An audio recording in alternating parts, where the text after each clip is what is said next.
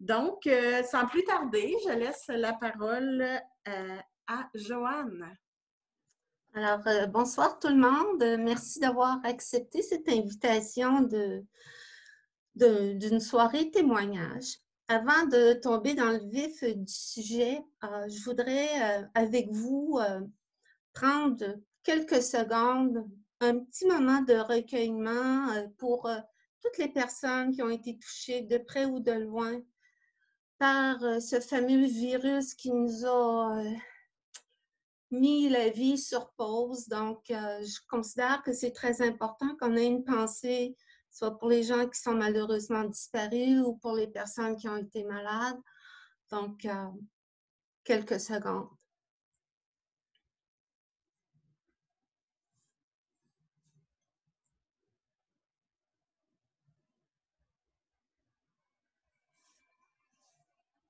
Alors, je vous remercie de ce petit moment de pause. Ça m'a permis aussi de diminuer un peu mon rythme cardiaque qui s'emballe facilement.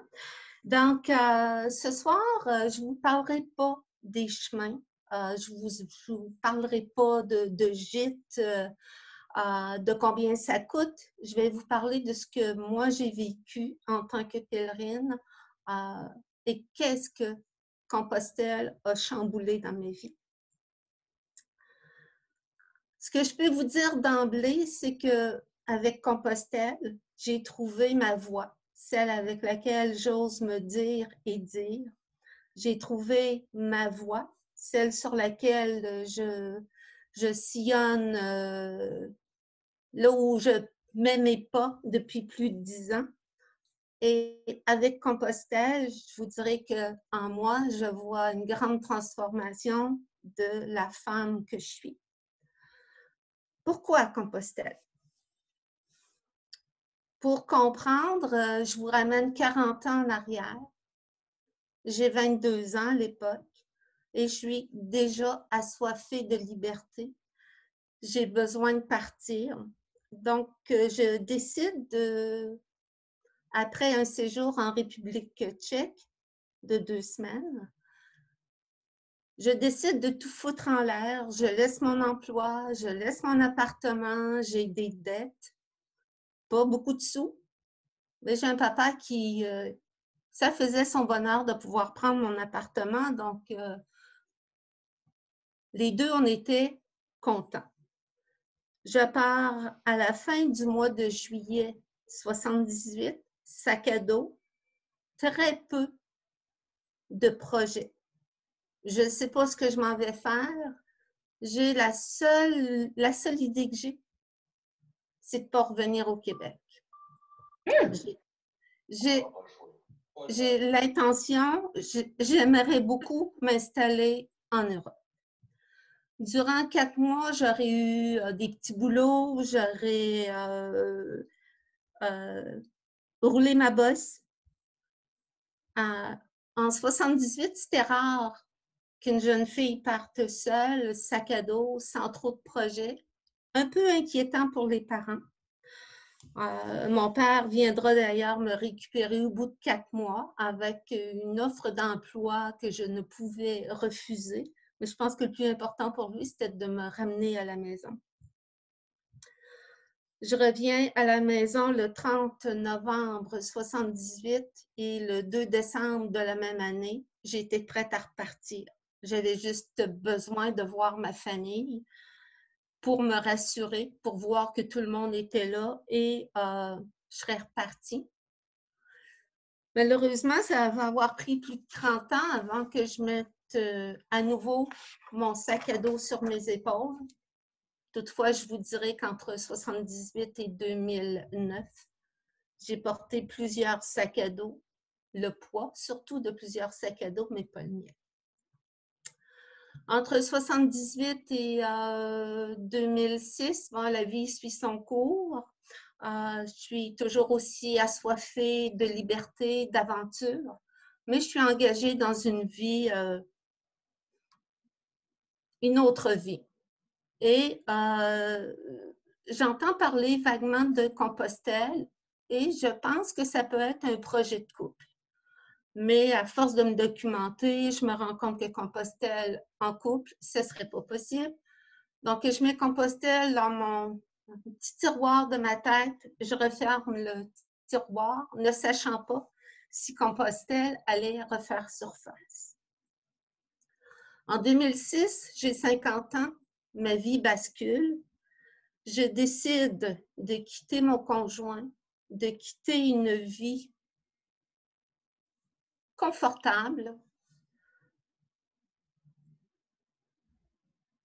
c'est-à-dire que le confort était plus matériel. Émotionnellement, c'était l'inconfort le plus profond. Donc, j'ai décidé de me choisir et de quitter la vie de femme mariée. Mais ce parcours-là, il aurait été marqué, c'est-à-dire que les 3 années qui ont suivi, j'aurais des idées suicidaires, je tomberai dans des troubles alimentaires assez profonds. Puis pourquoi je vous parle de ça, c'est que je trouve important qu'on laisse tomber les tabous, les idées suicidaires, les troubles alimentaires, les maladies mentales, ça existe. Il faut en parler pour qu'un jour, on ne soit pas... on arrête d'avoir des préjugés. C'est donc avec mon thérapeute, parce que j'avais décidé d'aller en thérapie, avec mon thérapeute et ma famille, que je commence à me reconstruire, que je commence à retrouver un chemin. Et l'idée de Compostelle refait surface, le petit tiroir, il se rouvre. Et là, ça y est. Je décide que je vais partir pour Compostelle, mais je ne sais pas quand. La première démarche que je fais, c'est de prendre des informations et je découvre qu'il y a une association au Québec et qu'il y a un regroupement à Québec. Donc, posez-vous pas la question, qu'est-ce que j'ai fait? Je me suis inscrite, ça n'a pas été long, j'ai donné mon nom pour devenir bénévole. Je commençais un nouveau pan de ma vie.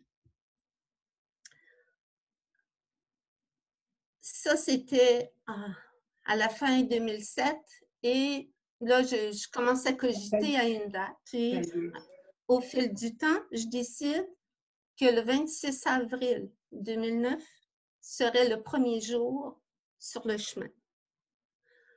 Je laisse donc temporairement mon amoureux et sa fille. Je laisse un emploi pour 3 mois et je sais déjà que quand je vais revenir, les conditions ne seront plus pareilles au travail. J'apprends que je n'aurai plus le même gestionnaire. Mais en fait, je partais. J'ai décidé de donner un thème à mon chemin, donc chemin de rencontre. Je trouvais que c'était important pour moi d'aller à la rencontre de l'autre avec un A majuscule, c'est-à-dire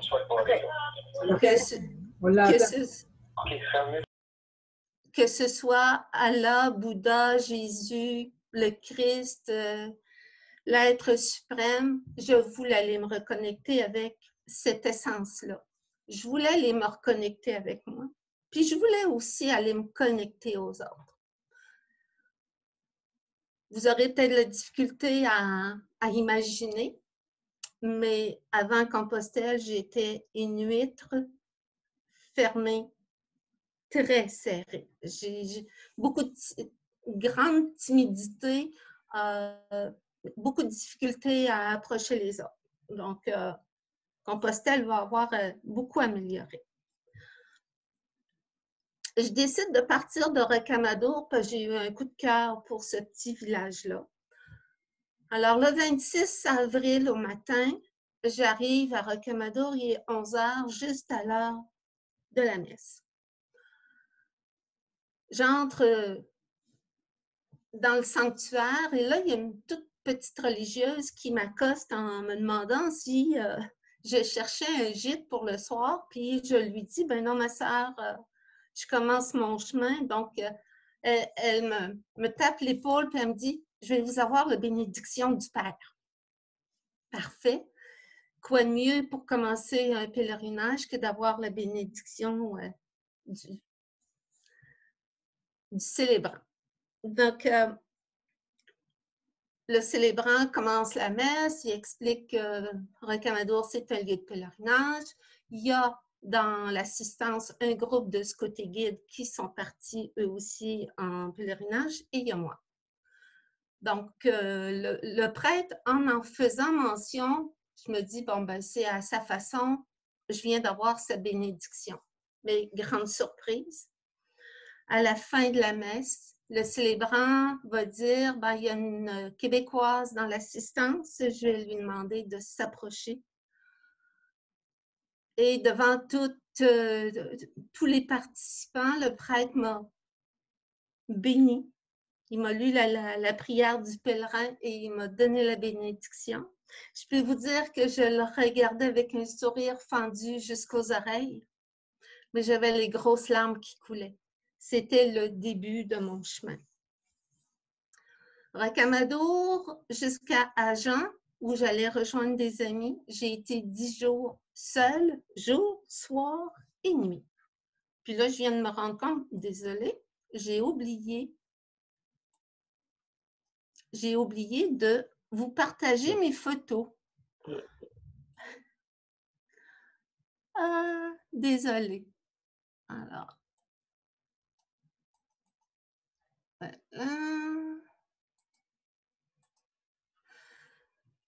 Bon, alors, bon. Je vais passer celle-là. Alors, juste pour... Vous me voyez à 3 âges différents, 78, 2009 et 2019. Des années qui ont été très marquantes. Donc, voilà Rocamadour. Et bon, ça, c'est moi le matin. Vous voyez, j'ai le sourire. On ne peut pas être plus heureuse que ça.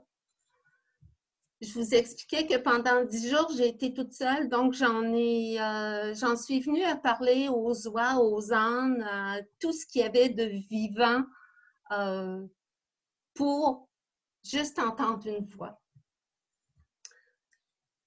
Alors, je me rends jusqu'à Agen. Là, je rencontre mes copines, 2 amies françaises, et on passera 10 jours ensemble où on rigolera.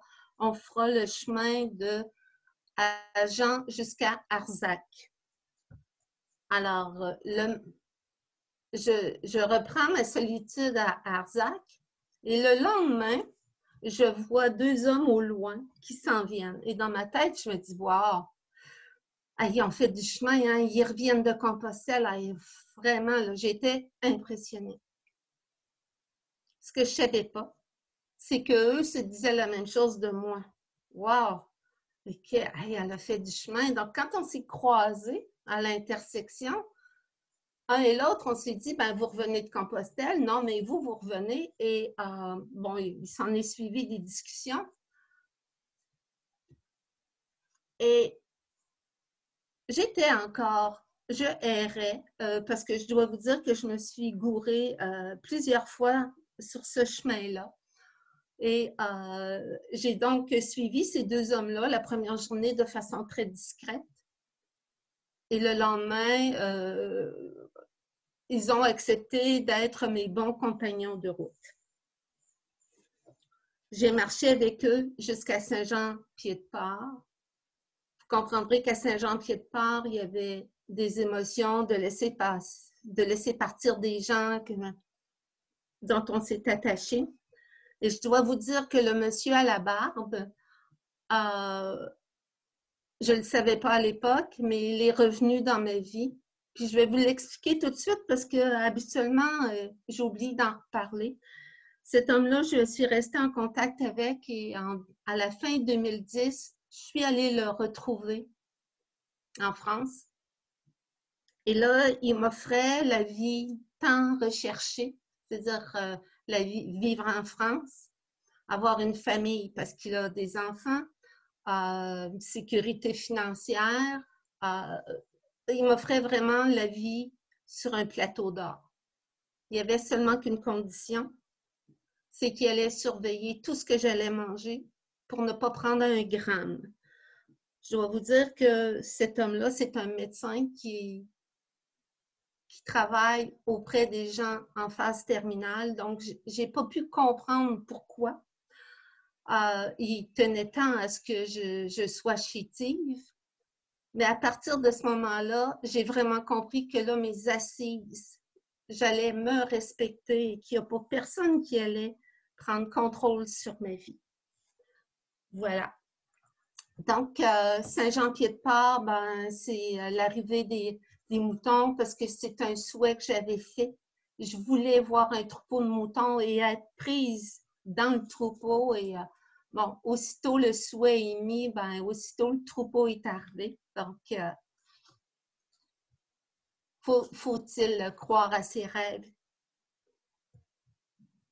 Alors, une fois de Saint-Jean-Pied-de-Port, je traverse les Pyrénées. Et là, j'ai des problèmes qui commencent à ressurgir. J'ai un problème avec une douleur atroce au talon droit.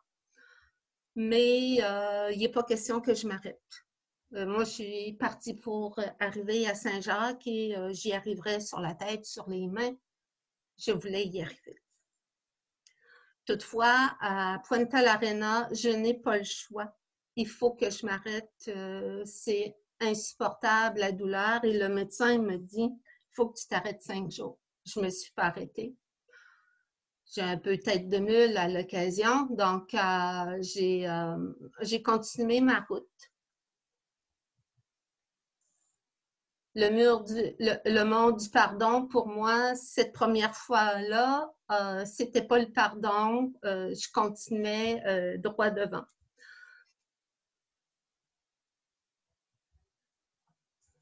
Sur ce chemin, la partie espagnole, je peux vous dire que je l'ai trouvée, j'étais pas bien.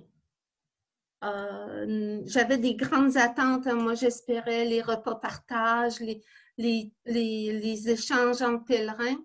Puis j'étais tellement épuisée physiquement et moralement que plus ça allait, plus je m'éloignais des pèlerins. Je me couchais très tôt pour être capable de dormir parce que de plus en plus intolérante à tout, aux ronfleurs. Donc, j'ai essayé de me trouver des façons de garder mes énergies, mais pas toujours facile. En Espagne, il y a eu 2 moments très particuliers. Le 3 juin 2009, ça fait 40 ans que ma maman est décédée. Et j'ai toujours eu, à l'époque, je n'avais encore pas assumé son départ. Et cette journée-là, je lui ai vraiment dédié. Maman, elle a toujours été mon ange gardien, mais encore plus sur ce chemin.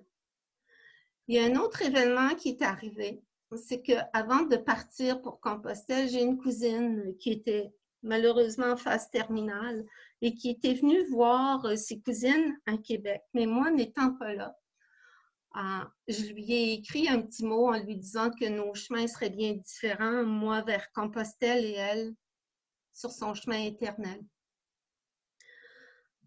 Alors, peu de temps après, ça devait être le 5 ou le 6 juin, je sens une présence oppressante, étouffante, omniprésente et je ne comprends pas. Je sais qui c'est, mais je ne comprends pas pourquoi. Et lors d'un appel au Québec, j'ai appris que ma cousine était décédée. À sa façon, elle aussi venait me saluer puis me dire qu'elle serait mon ange gardien puis qu'elle me protégerait. Les anges gardiens, j'en ai eu plusieurs sur le chemin, mais ces 2-là, elles ont une place particulière pour moi. Je suis dans le coin d'Astorga. J'ai encore mal, hein, et j'ai eu mal jusqu'à Santiago. Et j'entends une voix québécoise derrière moi qui me dit « ça a l'air souffrant ». Et moi de répondre « oui ». Alors, c'était la rencontre de Berthe. Berthe qui était une pèlerine au même titre que moi. On va cheminer ensemble. mais on se donne jamais, on se dit pas qu'on va cheminer ensemble. On marche ensemble, on peut se laisser, on se retrouve, on se relaisse et c'est toujours une surprise. Berthe a été une bonne compagne, c'est devenu une amie. Berthe connaissait Françoise. Et Françoise, moi, j'étais pas capable de la supporter. Elle avait un ego gros comme la terre. Puis, ça fallait que je m'éloigne de cette personne-là. Mais là, j'étais dans le jugement le plus complet. Un soir, je vais manger avec Françoise. On est dans un gîte où on est les deux seules Québécoises. Puis, Françoise me dit, est-ce que tu viens manger? Françoise n'était pas québécoise, pardon. Est-ce que tu viens manger avec moi? Et ce soir-là, on s'est raconté un peu nos vies. J'ai compris pourquoi. Pourquoi elle pouvait être comme elle agissait. Et ça m'a donné une grande leçon de vie. Pourquoi juger les autres? Qui sommes-nous en tant qu'humains pour porter des jugements? Donc maintenant, j'essaie autant que possible d'éviter de porter des jugements. La partie espagnole m'aura fait voir une facette de moi que j'ai pas tellement aimée, c'est-à-dire que je suis devenue très intolérante. C'est moi qui est d'une nature passablement tolérante. Mais c'est moi qui ai créé cet état-là parce que j'ai pas pris le temps de prendre soin de moi. Je me suis éloignée. Puis je tolérais plus personne. Donc, mais c'est à moi de... Maintenant, je comprends. Vous savez, le chemin de Compostelle, c'est des rencontres de cœur à cœur. On n'a pas le temps pour le blabla, il n'y a pas de faux fuyants. On ne parle pas de nos métiers, professions, on ne parle pas de politique, d'économie, on parle de nos histoires de vie. On se raconte et toutes nos histoires sont différentes, mais on se retrouve à travers chacune des histoires. Là, ça fait longtemps que je suis à la Croix de Fer. Donc,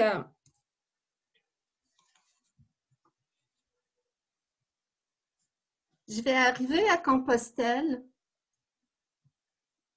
à la fin du mois de juin. Je suis contente, heureuse, épuisée, fatiguée et avec un petit goût amer au cœur par rapport à mon expérience de l'Espagne.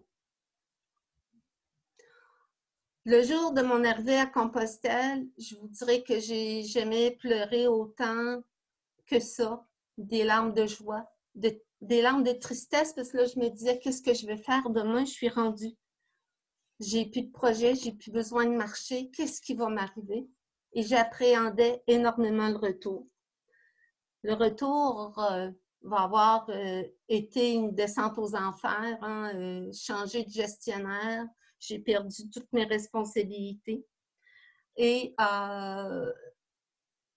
ça a été la première révélation.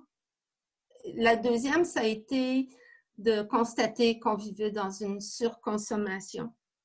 Pendant 3 mois, on porte les mêmes vêtements jour après jour, puis ça nous suffit. Alors que quand on est dans notre quotidien, on n'a pas assez de place dans nos garde-robes pour les vêtements. Puis, bizarrement, on peut en porter juste un à la fois. Et le dernier contre-coup que j'ai eu, c'est quand on est dans une relation amoureuse et qu'il y en a un des deux qui part. Le retour est souvent difficile. On n'a pas évolué nécessairement à la même vitesse. Un est dans son métro-boulot de dos et l'autre est dans sa vie de liberté et de découverte. Quand je suis revenue de Compostelle, je me disais, ben, j'ai plus d'affaires à y aller parce que je connais tout, j'ai tout vu. Bon, ben, puis si je pars, ben, je connais tous les pièges. Je vais perdre la magie. Et non, mais non. J'étais pas aussitôt revenue qu'il y avait déjà, ça cogitait pour de nouveaux projets.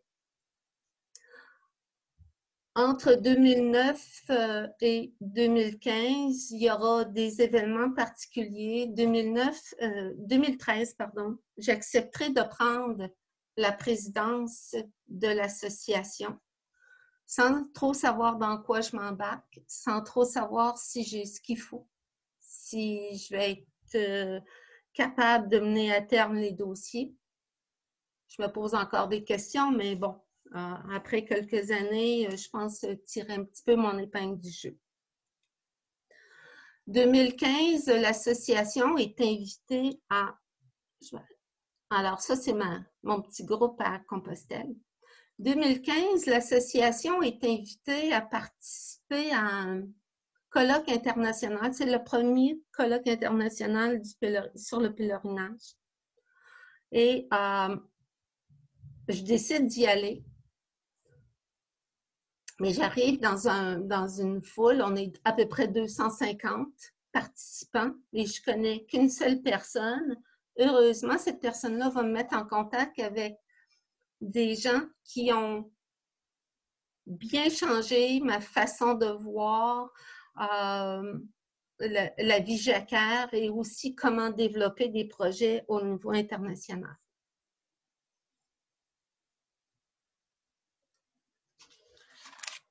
En 2015, tant qu'à être sur le chemin, hein, je décide en fait, 2015, non, suite au colloque, je décide que je vais aller marcher sur le chemin. J'ai 10 jours de disponible, donc je décide de faire le Puy-Canque. Je voulais avoir un chemin de partage de rencontres. J'ai eu un chemin de partage de rencontres de bonheur et de bonheur. C'était vraiment incroyable. Je pouvais marcher seule des jours, mais je me suis retrouvée avec un groupe de jeunes québécois et français. Et j'avais le visage maternel, donc j'étais la maman ou la grande sœur pour certains. Ça a été des moments extraordinaires et les quelques derniers jours, j'ai rencontré, alors, il y a Dominique et, excusez, j'ai un blanc de mémoire. Je voulais surtout vous parler de Dominique parce que Dominique, un jour, il a décidé de s'ouvrir à moi. Je pense qu'il avait compris qu'il pouvait me faire confiance, donc il s'est déchargé d'un poids énorme qu'il avait sur les épaules. Et pour moi, c'était un cadeau qu'il me faisait de me faire confiance. Et avec Dominique, on est resté en contact. Donc, les personnes que j'ai rencontrées au colloque qui m'ont invité à cogiter à des idées de développement internationaux. Ils m'ont également invité à participer aux Fêtes de Wallonie, donc en Belgique. Ce fut vraiment une super de belle expérience. Alors, pour moi, Compostelle, surtout à partir de 2015, là, Compostelle, c'est devenu le chemin du cœur et la voie de l'espoir. Quand je suis arrivée à Conques avec ce beau petit groupe-là, dans l'abbatiale, on m'a demandé de lire un épître, une partie d'épître. Et je peux vous dire que je me sentais comme un tout petit grain de sable dans cette immensité. J'ai été chargée d'émotions. Donc, ça a été un super de beau moment. Et ça, c'est Dominique et Élodie, enfin, ma mémoire revient. Donc, ça a été mes compagnons. Quand je les ai quittés, j'avais le cœur chargé d'émotions, beaucoup de tristesse. Je ne voulais pas sortir du chemin. Mais je savais que j'allais y revenir. 2015 à 2017, bon, il ne se passe pas grand-chose. En 2017, je commençais à talonner les membres du conseil d'administration pour un projet de réseautage en France, pour aller faire connaître notre association pour développer des liens. Si on a des pèlerins qui sont mal pris, ils auront des références. Ça a pris un certain temps, mais à la fin 2017, le conseil d'administration dit go, on met le projet en marche. Étant donné que c'était une première, je me suis dit, vaut mieux rester avec les membres du conseil d'administration puis les représentants des régions. Fait que comme ça, si c'est un flop, ben ça va rester en famille. Je peux vous dire, ça n'a pas été un flop. Le groupe, on était une quinzaine, on est parti du Puy-en-Velay jusqu'à Cahors. Donc, on a rencontré des représentants des municipalités, des propriétaires de gîtes. On leur offrait l'apéro. On a été très bien accueillis. D'ailleurs, excusez, on a fait les manchettes du petit journal de Saint-Côme-d'Olt, où on a été reçus comme des rois. Et tout ça, ben, ça a donné la possibilité à nos pèlerins d'avoir des références sur le chemin du Puy-en-Velay. Ce chemin-là, il va avoir été marqué d'embûches. Mireille qui s'est blessée après 3 ou 4 jours de marche. Il y a Denis qui a oublié ses papiers dans un hôtel. Guylaine dont les bottines l'ont lâché. En fait, il est arrivé plein de péripéties, mais à travers tout ça, tout le monde est resté solidaire les uns des autres. À Cahors, on a nommé Madi ambassadeur de notre association à Cahors. Donc, vous voyez la photo du groupe de Guiluron qu'on était. On avait l'air joyeux, mais il y a des départs qui arrivaient. Hein. La majorité du groupe revenait au Québec ou rentrait à la maison. On est restés 5, Denis et Ginette, Pierre, Yves et moi. Et ces moments-là, ben, ils sont devenus de plus en plus intenses. Hein. Plus on est en petit groupe, plus les confidences se font. Je me souviens d'une journée où, avec Pierre, on est en route, puis on marche tous les deux. Et là, on ouvre des pans de vie, puis des révélations, des confidences. Et, Pierre me raconte un moment de sa vie qui me touche tellement que j'éclate en sanglots. Et, on est sur le chemin, mais on ne peut pas faire autrement que de se faire l'accolade, tellement que l'échange est puissant. Pierre, ça a toujours été quelqu'un que j'ai énormément apprécié, mais encore plus à ce moment-là. Puis Pierre, ben, il nous quitte, fait que son départ, pour moi, ça a été difficile. Quelques jours après, c'est Yves qui nous laisse juste avant d'arriver à Aire-sur-la-Tour. Donc, il reste Ginette, Denis et moi. Et on fera route ensemble jusqu'à Saint-Jean-Pied-de-Port. Moi, je ne savais pas. Je pensais que je ferais un bon bout de chemin toute seule, mais j'ai eu le bonheur d'être avec tout ce beau monde jusqu'à Saint-Jean-Pied-de-Port. Donc là, on voit Ginette et Denis et les roses. Les roses, c'est ma mère. C'est la fleur préférée de maman et partout, il y en a.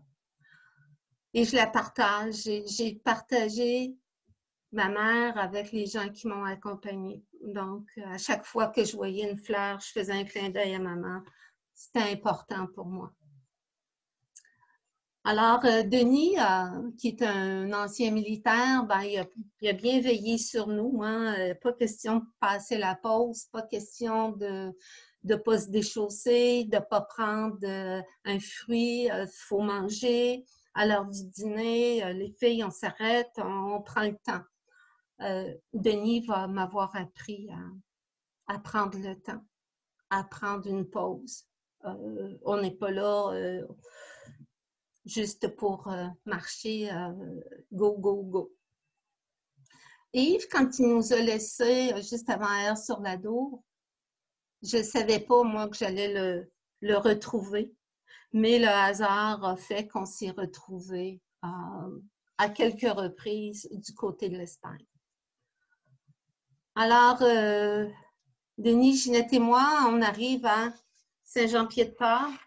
Et là, Ginette et moi, ben, on pleure parce que là, c'est le départ pour Denis et Ginette qui feront le Camino del Norte. Et moi, je m'en vais sur le Camino français. Puis pourquoi le refaire? J'allais me réconcilier. C'est pas pour rien que j'ai appelé les chemins de vie, de rédemption et de réconciliation. Il fallait que j'aille me réconcilier avec l'Espagne. Mission accomplie. Ça a été un chemin extraordinaire. Déjà à Horizon. Alors voilà, c'est le groupe avec lequel on a marché, Denis, Ginette et moi, et ça, c'est notre dernier souper à Saint-Jean-Pied-de-Port. Alors, Horizon, hein, pour moi, Horizon, c'est ce beau cheval en liberté. Déjà, je rencontre un groupe et il y a une jeune fille, Eva, qui est une jeune Polonaise, mère de 4 enfants. Et puis, le soir, elle pleure, elle pleure, elle pleure, elle est inconsolable. Puis, elle me dit, je ne sais pas si je vais pouvoir rentrer je ne sais pas si je vais pouvoir me rendre à Compostelle. Je m'ennuie déjà de mes enfants et de mon conjoint. Et le seul conseil que j'ai pu lui donner, c'est retourne dans ton cœur. Pourquoi? Qu'est-ce qui a fait que tu as décidé d'aller sur Compostelle? Et ça va te donner la force de continuer. Eva et moi, on marchera certains jours ensemble, mais c'est une femme qui est en shape. Donc, elle marche vite, très vite, trop vite pour moi.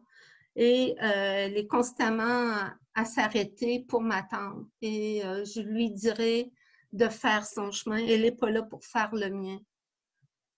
Je lui ai dit, si on a à se revoir, on va se revoir.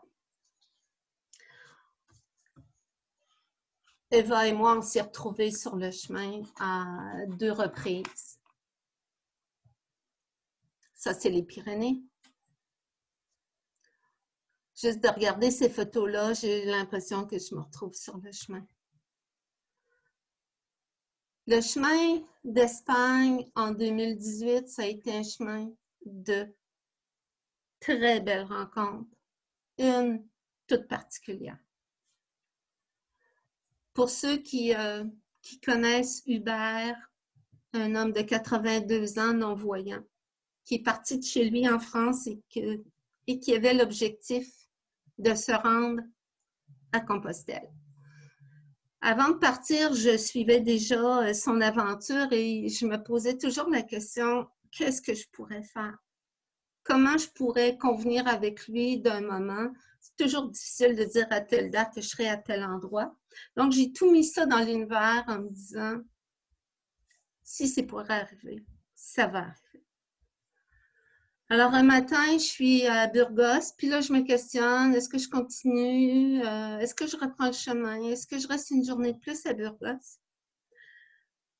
Et en sortant du resto, je prends mon téléphone, j'ai un message de Mireille qui me dit « Hubert est coincé à Burgos, son accompagnateur ne peut pas se rendre. » Ben,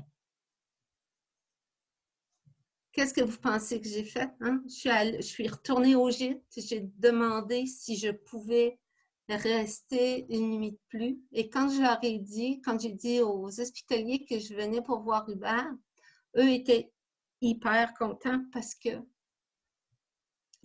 c'est eux qui devaient s'occuper d'Hubert pour l'amener au resto pour ses repas.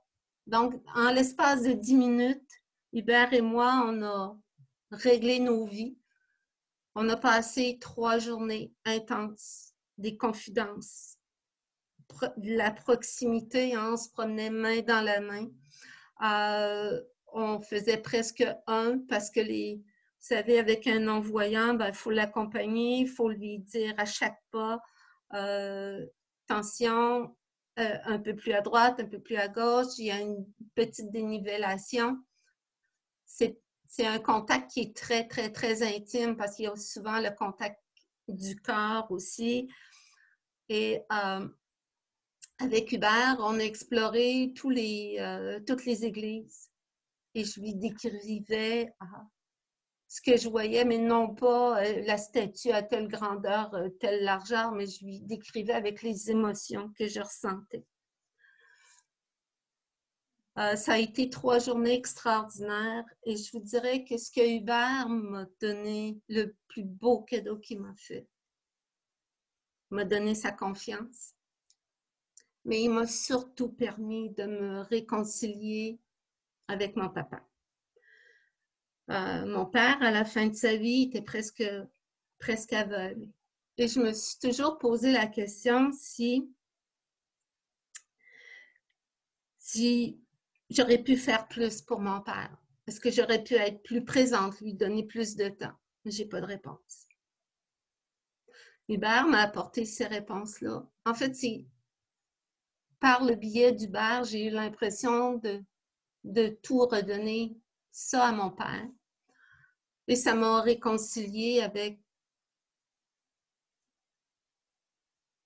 ce questionnement. Et maintenant, je sais, c'est Hubert, il a été comme la courroie de transmission. Hubert, ce qui m'a appris aussi, c'est à faire confiance. Lui, il me faisait confiance, mais j'ai appris aussi à lui faire confiance, à m'abandonner, à dire des choses, à me dévoiler encore plus. Hubert, malheureusement, il est décédé à la fin du mois d'octobre des suites de la COVID. Ce qui me reste de lui, c'est sa voix que j'entends souvent dans ma tête. Je l'entends surtout dans mon cœur. Et ce qui me reste aussi, c'est qu'il a écrit 2 livres. Un sur sa vie. J'en connais certains épisodes. Et il a écrit aussi un livre sur son expérience de Compostelle. Je trouve dommage parce que je ne pourrais jamais partager avec lui mon ressenti par rapport à ses écrits. Mais ce qui me reste, c'est ma mémoire et mon cœur. Que ce soit en Espagne, en France, au Québec, j'ai des gens qui ont marqué ma vie. Il y a René et Sylvie qui sont devenus bénévoles en même temps que moi. Et Sylvie m'a dit un jour, ça a vraiment été un déclencheur, m'a dit, change ta façon de voir la vie.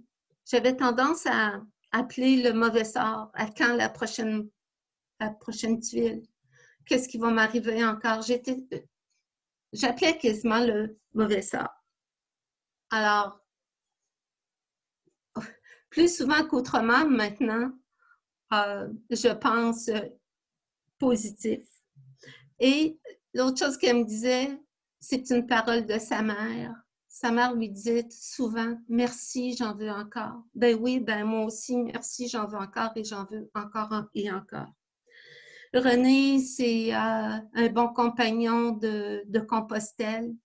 Je le remercie pour son amitié sincère. Ça fait quand même plus de 12 ans et on est toujours dans les vies les uns des autres. Il y a eu mon ami Jean-Marc qui est un mentor, qui est aussi mon directeur de conscience, mais c'est surtout un ami, et sa conjointe Marie. J'ai Mireille, une femme que j'ai rencontrée il n'y a pas tant d'années, mais dont l'amitié m'est vraiment très précieuse. Il y a Berthe et Linda, dont je ne vous ai pas parlé, mais c'est 2 amies. Berthe, je vous en ai parlé. Linda, c'est une amie aussi de Compostelle. Toutes les 2 m'ont quittée. mais elle reste très présente pour moi. Je remercie ma sœur aussi, qui depuis 10 ans me suit, m'écoute. Elle ne connaissait rien de Compostelle, mais je pense qu'il y a des journées où elle doit en avoir un petit peu ras de pompon.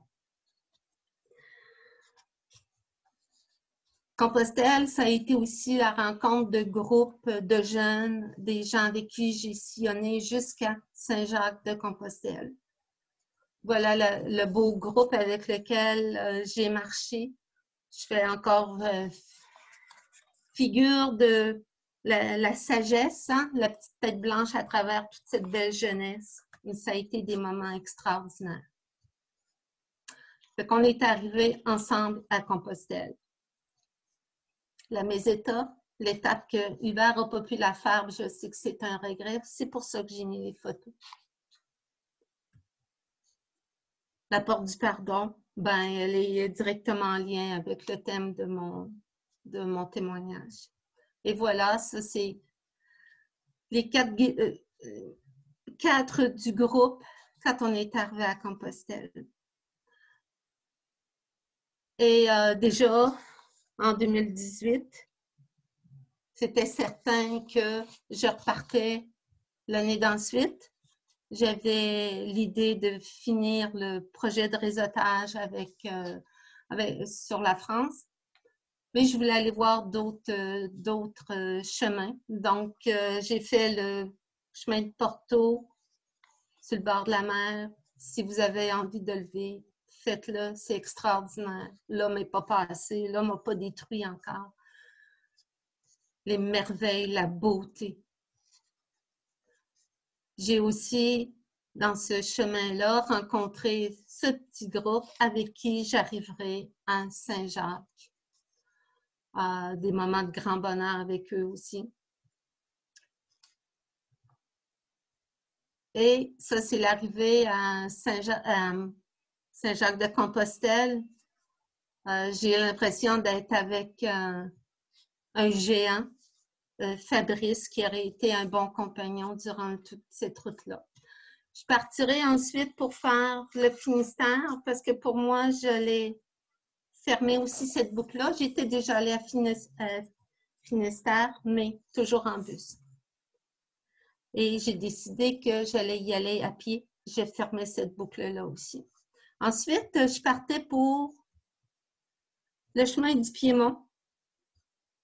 Le chemin du Piémont, c'est un grand chemin de solitude. Il faut être en forme. Il y a 2 moments un peu extraordinaires. Un par la rencontre et l'autre par la mésaventure. Donc, la rencontre, c'est dans ce petit gîte-là. Michel, qui est propriétaire du gîte, on est à la table un soir et il me parle de Berthe.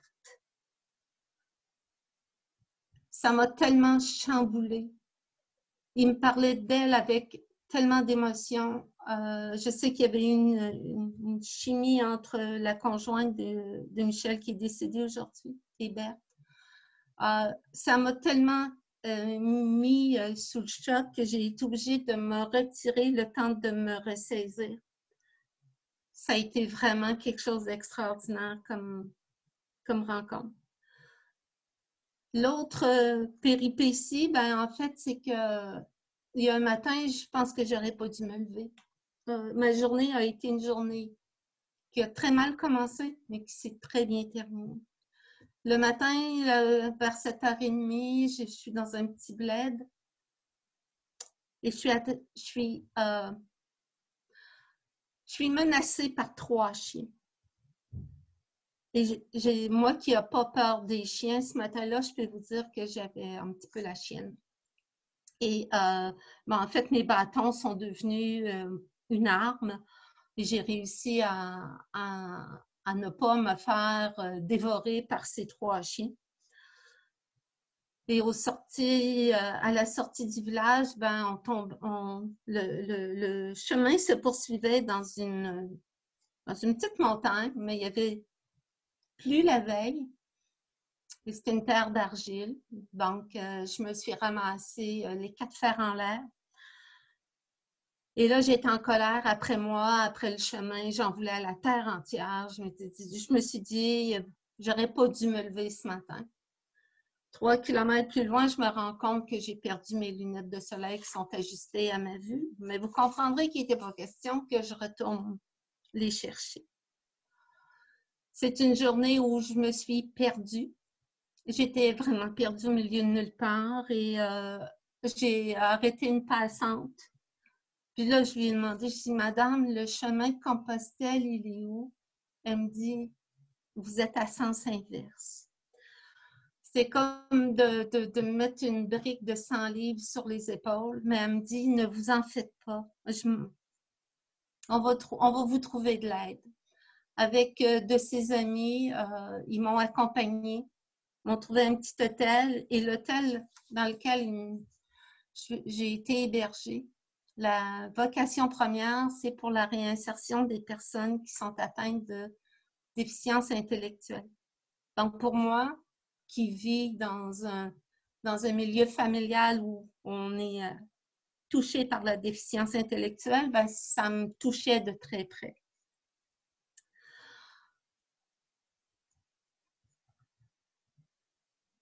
Alors, le chemin du Piémont, ben, il s'est arrêté à Lourdes. Je voulais absolument aller à Lourdes.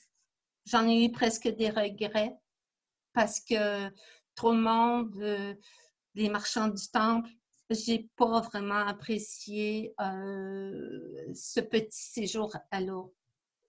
Par la suite, je m'en allais aux Souliers comme hospitalière pendant une quinzaine de jours. Si vous avez envie de vivre l'expérience extraordinaire, de donner aux suivants, d'accueillir les pèlerins, d'être là pour eux. Je ne vous cacherai pas que c'est du boulot, mais c'est extraordinaire. Et la dernière étape de ce voyage-là, c'était de retrouver le groupe à Cahors. En fait, je l'ai retrouvé à Toulouse pour 2 jours de tourisme et notre départ pour la fin du projet de réseautage, c'était Cahors. Donc, à Cahors, on a eu vous voyez la belle tablée, la belle famille avec laquelle j'ai marché pendant 24 jours. À Cahors, on a inauguré la plaque qui est là où Madi habite. Donc, c'est l'ambassade de l'association. Je vous dirais que c'est plus... on voulait officialiser le fait que Madi, c'est notre ambassadeur. Et pourquoi on l'a nommé ambassadeur? C'est que Madi, il est là pour tous les pèlerins. Vous avez besoin d'un conseil, vous avez besoin d'informations. Madi va être là pour vous.